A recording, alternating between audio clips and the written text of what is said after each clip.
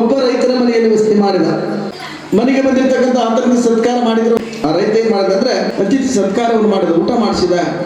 ಅವತ್ತೊಂದು ಸಲ ಉಳ್ಕೊಂಡ ಇವನ್ ನನಗಿಂತ ದೊಡ್ಡ ಶ್ರೇಷ್ಠ ಭಕ್ತ ನೋಡಾರಂತ ನಾರದ ಮಹರ್ಷಿ ಆತನನ್ನೇ ಅವಲೋಕನ ಮಾಡ್ತಿದ್ದ. ಆ ರೈತ ಏನ್ ಮಾಡಿದೆ ಅಂತಂದ್ರೆ ರಾತ್ರಿ ಊಟ ಮಾಡಿ ಮಲಗುವಾಗ ಹಾಸಿಗೆ ಮೇಲೆ ಕುತ್ಕೊಂಡು ಶಿವ ಅಂತೇಳಿ ಸುಮ್ಮನೆ ಧ್ಯಾನ ಮಾಡಿ ಮಲಗಿದ. ಬೆಳಗಾವಿ ಮುಂಜಾನೆ ಎದ್ದ, ತನ್ನ ನಿತ್ಯ ಕಾಯಕವನ್ನ ದಂದಂಗಡದಲ್ಲಿ ಕಸ ಹೊಡೆದ, ಸ್ನಾನ ಮಾಡಿದ. ಒಂದು 5 ನಿಮಿಷ ಜಗಲ್ ಮುಂದೆ ನಿಂತುಕೊಂಡು ಶಿವ ಅಂತೇಳಿ ಕೈ ಮುಗಿದ.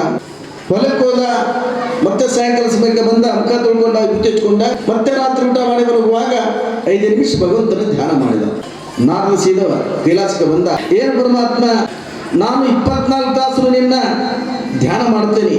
ಭೂಲೋಕದಲ್ಲಿರ್ತಕ್ಕಂಥ ರೈತ ಅವ 2 ಹೊತ್ತು ನಿನ್ನ ಧ್ಯಾನ ಮಾಡ್ತಾನ, ಅವ ನನಗಿಂತ ಹೇಗೆ ಶ್ರೇಷ್ಠ ಹಾಕಂತಂದಾಗ ಪರಮಾತ್ಮ ಒಂದು ಎಣ್ಣೆ ತುಂಬಿದ ಪಾತ್ರೆಯನ್ನ ನಾರದನಿಗೆ ಕೊಡ್ತಾರ.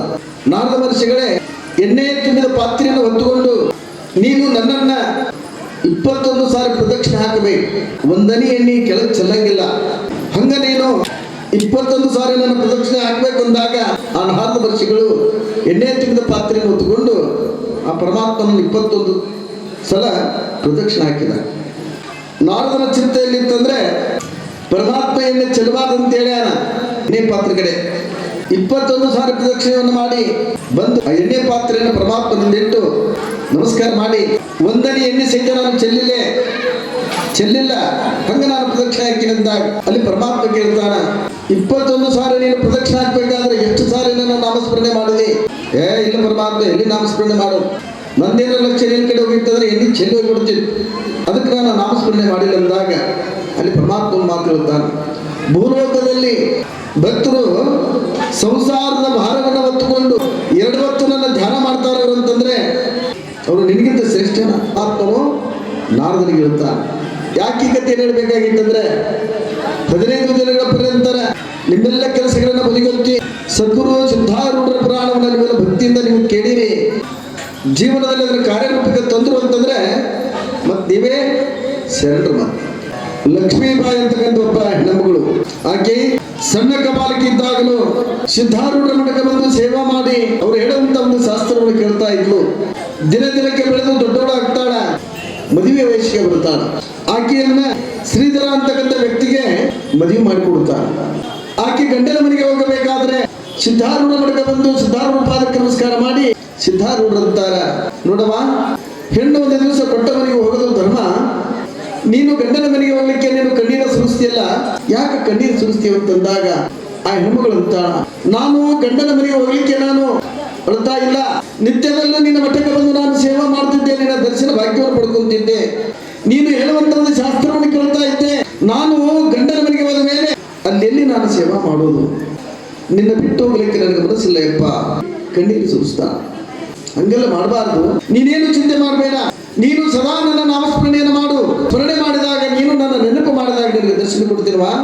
ಇಲ್ಲಿ ತನಕ ನೀನೇನು ಶಾಸ್ತ್ರವನ್ನು ಕೇಳ್ಕೊಂಡು ಬಂದಿಯಲ್ಲ, ಅದನ್ನು ಮತ್ತೊಮ್ಮೆ ನೆನಪಿಸಿಕೊಂಡು ನಿನ್ನ ಜೀವನದಲ್ಲಿ ಅಳವಡಿಸಿಕೊಂಡು ನಡಿ, ಹೋಗು ನಿನ್ನ ಗಂಡನ ಮನೆಗೆ, ಸದಾ ನಿನ್ನ ಹಿಂದೆ ಇರ್ತೀನಿ ಅಂತ ಹೇಳಿ ಸಿದ್ಧಾರೂಢರು ಆ ಲಕ್ಷ್ಮೀಬಾಯಿ ತಲೆ ಮೇಲೆ ಹಸ್ತವನ್ನಿಟ್ಟು ಆಶೀರ್ವಾದ ಮಾಡಿ ಗಂಡನ ಮನೆಗೆ ಕಳಿಸ್ತಾ. ಆಕೆ ಗಂಡನ ಮನೆ ಕುಂದಾಪುರಕ್ಕೆ ಬರ್ತಾಳ. ಗಂಡನ ಮನೆಯಲ್ಲಿ ಗಂಡನ ಆದ್ಯಂತೆ ನಡೆದುಕೊಂಡು ಅತ್ತೆ ಮಾವಂದಿರನ್ನು ಜೋಪಾನ ಮಾಡ್ಕೊಂತ ಜೀವನವನ್ನು ಕಳೆಯುವ ಕಾಲಕ್ಕೆ ಮುಂದೆ ಶಿವರಾತ್ರಿಯ ಸಮಯ ಬರುತ್ತ ಆಕೆಗೆ ನೆನಪಾಕೈ. ಇನ್ನು ಶಿವರಾತ್ರಿಯ ಒಂದು ಮಿತಿಗೆ ನಮ್ಮ ಗುರುಗಳಾಗಿರ್ತಕ್ಕಂಥ ಸಿದ್ಧಾರೂಢ ಮಠದಲ್ಲಿ ಜಾತ್ರೆ ನಡೀತದ. 11 ದಿನಗಳ ಪರ್ಯಂತ ವೇದಾಂತ ಪರಿಷತ್ತು ನಡೀತದ. ಹೇಳಬೇಕು, ಅಲ್ಲಿ ಹೋಗ್ಬೇಕು ಅಂತೇಳಿ ಆಸೆ ಆಕೆ. ಮುಂದೆ ಒಂದು ದಿನ ತನ್ನ ಗಂಡನ ಮುಂದೆ ಹೇಳ್ತಾಳ, ನಾನು ನಿಮ್ಮನ್ನೇನು ಬೇಡುವುದಿಲ್ಲ, ಹುಬ್ಬಳ್ಳಿಯ ಸಿದ್ಧಾರೂಢ ಮಠದಲ್ಲಿ ಜಾತ್ರೆ ಬಂದೈತಿ, ಸಿದ್ಧಾರೂಢರು ಶಾಸ್ತ್ರವನ್ನು ಹೇಳ್ತಿರ್ತಾರ, ಅದನ್ನು ಕೇಳಬೇಕಂತ ನನ್ನ ಆಸೆ, ನಾವು ನೀವು ಕೂಡಿಕೊಂಡು ಸಿದ್ಧಾರೂಢ ಮಠಕ್ಕೆ ಹೋಗ ಅಂತ ಕೇಳಿಕೊಂಡಾಗ ಗಂಡ ಅಂತಾನ, ಅಷ್ಟು ದೂರ ಹೋಗಿ ಏನು ಮಾಡ್ತೀವಿ, ಇಲ್ಲೇ ಸಮೀಪದಲ್ಲಿ ಗೋಕರ್ಣದಲ್ಲಿ ಚನ್ನಬಸವಣ್ಣನವರ ಜಾತ್ರೆ ಆಗತ್ತೆ, ಅಲ್ಲಿ ಹೋಗೋಣ ಅಂತಂದಾಗ ಅಕ್ಕಿ ಅಂತಾಳ, ಆ ಚನ್ನಬಸವಣ್ಣನವರು ಸಮಾಧಿಯಲ್ಲಿ ಇದ್ದುಕೊಂಡು ಭಕ್ತರನ್ನು ಉದ್ಧಾರ ಮಾಡಲು ಇಲ್ಲಂತ ಅನ್ನೋದಿಲ್ಲ ನಾನು, ಆದರೆ ಜೀವಂತವಾಗಿರ್ತಕ್ಕಂಥ ಎನ್ನಪ್ಪ ಸದ್ಗುರು ಸಿದ್ಧಾರೂಢರನ್ನು ನಾನು ದರ್ಶನ ಮಾಡ್ಕೋಬೇಕು, ನಿಮಗೆ ಪುಣ್ಯ ಬರ್ತೈತಿ, ಕರ್ಕೊಂಡು ಹೋಗಂದಾಗ ಒಪ್ಪಿಕೊಂತಾನೆ. ಆಯ್ತು ನಿನ್ನ ಆಚಿದ್ದಂತಾಗಲಿ ಅಂತೇಳಿ ಸಿದ್ಧಾರೂಢ ಮಾಡಲಿಕ್ಕೆ ತಯಾರಾಗ್ತಾರೆ.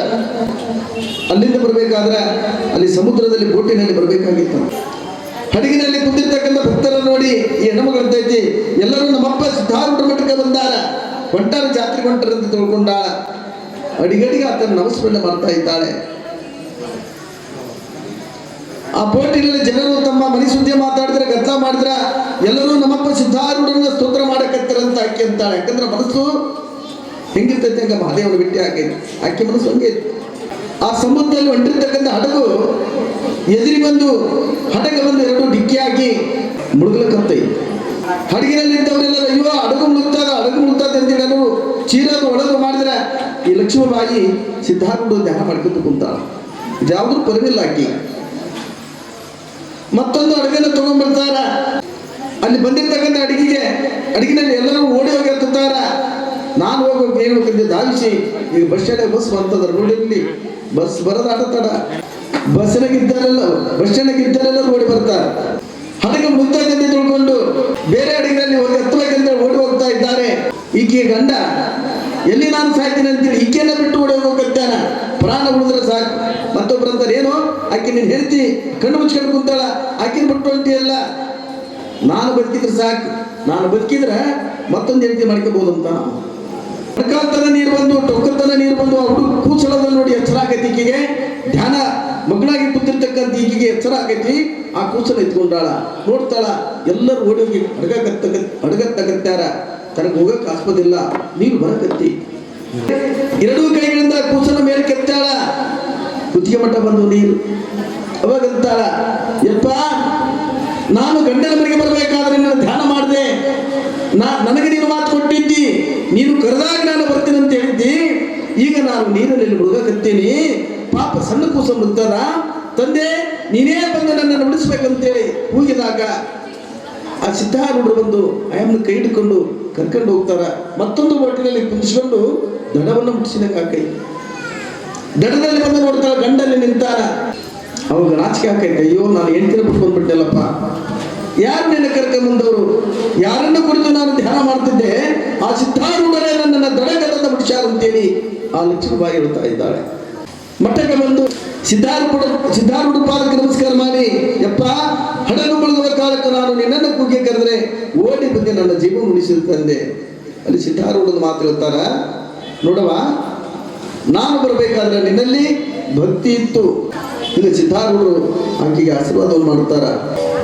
ಮಠದ ಕೆಲವೊಂದು ಕೆಲಸಗಳನ್ನು ತೀವ್ರಗತಿಯಲ್ಲಿ ಮುಗಿಸಲಕತ್ತಿದ್ರು. ಮುಂದೆ ಆ ಮಠಕ್ಕೆ ಉತ್ತರಾಧಿಕಾರಿಯನ್ನಾಗಿ ಗುರುನಾಥಾರೂಢರನ್ನ ಮಾಡಿ, ನಾನು ಮಾತಾಡಿನಪ್ಪ, ನೀನು ಮಾತಾಡಬೇಡ ಅಂತೇಳಿ ಗುರುನಾಥರೂಢಿಗೆ ಅಪ್ಪಣೆಯನ್ನು ಕೊಟ್ಟು ಎಲ್ಲಾ ಭಕ್ತರಿಗೆ ಹೇಳ್ತಾರೆ, ನಾನು ಇಂಥ ದಿವಸ ಇಂಥ ಟೈಮಿಗೆ ಈ ಭೂಲೋಕವನ್ನು ಬಿಟ್ಟು ನಾನು ಕೈಲಾಸಕ್ಕೆ ಹೋಗ್ತೀನಿ ಅಂತ ಹೇಳಿದಾಗ ಹಳ್ಳಿಗಳಿಂದ ಭಕ್ತರು ಬರ್ತಾ ಇದ್ದಾರೆ. ಸಿದ್ಧಾರೂಢರು ಲಿಂಗೈಕ್ಯರಾಗ್ತಾರೆ. ಪ್ರತಿಯೊಬ್ಬರ ಕಣ್ಣಲ್ಲಿ ಸಹಿತ ಕಣ್ಣೀರು. ನಮ್ಮಪ್ಪ ಸದ್ಗುರು ಸಿದ್ಧಾರೂಢರು ನಮ್ಮನ್ನು ಕೈ ಬಿಟ್ಟು ಹೋಗ್ತಾರೆ ಅಂತೇಳಿ ಹಳ್ಳಿಗಳಿಂದ ಬಂದಿರ್ತಕ್ಕಂಥ ಭಕ್ತರೆಲ್ಲರೂ, ಯಪ್ಪ ನೀನು ಬಿಟ್ಟು ಹೋದ್ರೆ ನಮ್ಮ ಕಷ್ಟವನ್ನು ಕೇಳೋರು ಯಾರು ಅಂತಂದಾಗ, ಯಾರು ಭಕ್ತಿಯಿಂದ ನೀವು ನನ್ನ ನಾಮಸ್ಮರಣೆ ಮಾಡ್ತೇನೆ, ಯಾರು ನನ್ನ ಪುರಾಣವನ್ನು ಕೇಳ್ತೇನೆ, ಸದಾ ಅವರ ಮನಸ್ಸಿನಲ್ಲಿ ನಾನು ಇರ್ತೀನಿ, ಅವರ ಕಷ್ಟವನ್ನು ಪರಿಹಾರ ಮಾಡ್ತೇನೆ ಅಂತೇಳಿ ಯಾವ ಸಿದ್ಧಾರೂಢರು ಭಕ್ತರಿಗೆ ಅಪ್ಪಣೆಯನ್ನು ಕೊಟ್ಟು ಬಂದಿರ್ತಕ್ಕಂಥ ಭಕ್ತರೆಲ್ಲರೂ ಆ ಸಂದರ್ಭವನ್ನು ನೋಡಿದ್ರೆ ಕಟಕನ ಕಣ್ಣಲ್ಲಿ ಸಹಿತ ನೀರು ಬರಬೇಕು. ಹಂಗೆ ಕಣ್ಣೀರನ್ನು ಸುರಿಸುತ್ತಾ ಪ್ರತಿಯೊಬ್ಬ ಭಕ್ತರು ಕುಳಿತಿರುವ ಸಂದರ್ಭದಲ್ಲಿ ಎಲ್ಲ ಹರಗುರು ಚರಮೂರ್ತಿಗಳ ಸಾನ್ನಿಧ್ಯದಲ್ಲಿ ಸಿದ್ಧಾರೂಢರು ಯೋಗಾರೂಢರಾಗಿ ಕುಳಿತು ಯಹಲೋಕದ ಯಾತ್ರೆಯನ್ನು ಮುಗಿಸಿ ಹಾಲಿನಲ್ಲಿ ಸಕ್ಕರೆ ಬೆರೆಸಿದಂತೆ ನೀರೊಳಗೆ ನೀರಡಗಿದಂತೆ ಬಯಲಡಗಿದಂತೆ ತದೇಕ ಚಿತ್ತದಿಂದ ತಮ್ಮ ಚಿತ್ತವನ್ನು ಪರಮಾತ್ಮನಿಟ್ಟು ಹರ ಹರ ಮಹಾದೇವ ಹರ ಹರ ಮಹಾದೇವ ಹೀಗೆ ಭಗವಂತನ ನಾಮಸ್ಮರಣೆ ಮಾಡುತ್ತಾ ಜಡ ಶರೀರದಿಂದ ಬಿಡುಗಡೆ ಆಗ್ತಾ ಇದ್ದಾರೆ. ಜ್ಯೋತಿಯಲ್ಲಿ ಜ್ಯೋತಿ ಬೆಳಗಿದಂತೆ.